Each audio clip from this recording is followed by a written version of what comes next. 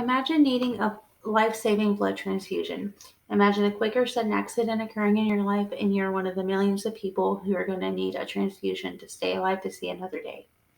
Thanks to the 6.8 million people alone in the US who donate annually, it should be really no problem to find a match and get you the blood that you need. The 6.8 million people who choose to donate aren't just donating blood, but in fact they are donating life.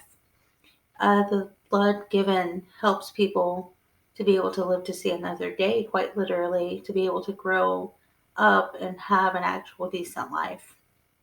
After multiple researches throughout verified websites such as the redcross.org, I have concluded that blood donation is a quick, easy, simple process, and I'm sure you too will be convinced to make the rewarding decision to give back life and help our community. Many people who have never donated are often worried about a very long and painful process, but in fact, blood donation is very quick and does not hurt much at all. There are different steps throughout the actual process that can be divided into four. So the first is registration, and that's where you're asked a bunch of questions. You need photo ID, and you're asked about your height, your weight, all that good stuff to make sure that you can actually donate. If you're like underweight, you may not be able to donate, or if you're overweight or unhealthy, you may not be able to donate.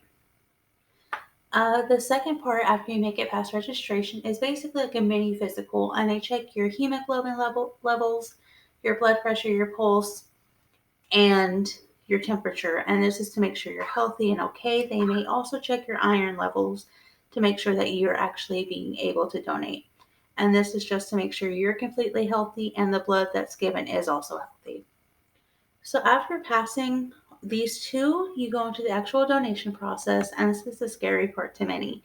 But in fact, this process takes 8 to 10 minutes, and it starts out with a small needle being inserted into your arm, like a typical blood draw, and it's left in there, and it takes about a pint of blood.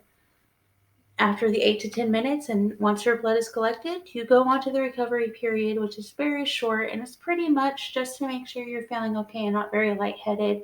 You get a snack and a drink, and after they determine you're good to go, you can go and continue your day how you usually would, whether it's going back to school, back to work, doing your daily routine. You're good to go after that. And after your donation, you can take pride in knowing that your small amount of time is going to make a major difference in somebody else's life. It takes an average of 10 days until your blood donation is typically used, and 4.5 million Americans alone will need a blood transfusion. Your blood could very well, or it will, contribute to those in need. Potential donors may wonder where their blood will go, and it goes to many people and very quickly due to the short shelf life it possesses. And that's one of the main reasons we need more donors to actually give, because it doesn't last forever. There's a certain time where it has to be thrown out or it's been used, and we need to always replenish it. So blood is used to help people make it to see another day, whether they are old or young, they have a terminal illness, they had a major accident that happened very suddenly. It will go to help them live. 31,000 pints of blood are used every day, and blood is used in numerous ways. It helps people with cancer, like going under cancer treatments. It can help people undergoing bone marrow or organ transplants. I'm sorry. It helps with people with blood disorders, and pretty much any surgery that is needed, there has to be blood. So every 3 seconds, somebody in the US alone will need a blood product, whether that is whole blood or just platelets. And your blood could be the very one that is chosen to give. And donating can also have numerous benefits for the donor, not just the receiver. For one, it could reveal many potential health issues. So the mini physical I mentioned, it's performed free of charge, and they check all your vitals and your health overall to make sure you're healthy, and they can tell you if something is wrong. There's also testing that the blood must go through before it's actually given to anybody, and that's just to make sure that the blood doesn't have an infection or any disease in it. Once your blood goes through the testing for things such as HIV, hepatitis, syphilis, etc., if it was to test positive, you would be notified first and foremost. Donating also lowers your risk of having a heart attack because of how much iron you have in your blood. Whenever you donate, it takes away high levels of iron and it allows your blood vessels to expand greater, reducing your risk. And it's also being studied to see if it truly lowers the risk of developing cancer.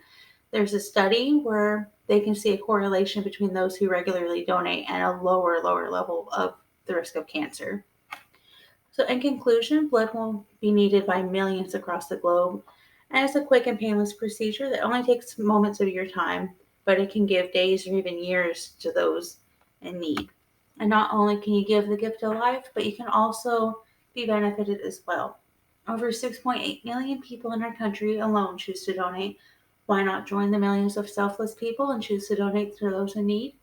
You never know when your favor may need to be returned. You never know when you could be in that critical accident or that terminal situation where you just need blood or you need a surgery and you need somebody's blood for you. We could all choose to donate if eligible and save millions of lives. And you could easily save somebody's mother or father, their daughter, son, their wife or husband within a few short days. That's why I think that everybody who is eligible should choose to give the gift of life. Thank you.